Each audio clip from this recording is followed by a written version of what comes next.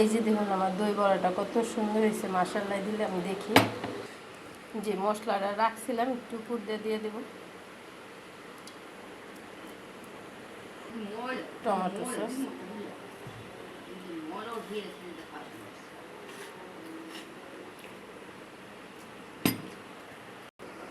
দেখুন কত সুন্দর দেখা যায়, মাশাআল্লাহ দিলে আমি একটা উঠাই নিই, উঠায় খাইয়ে একটু বলি। দেখুন একদম রসটাও এই দেখুন কত সুন্দর,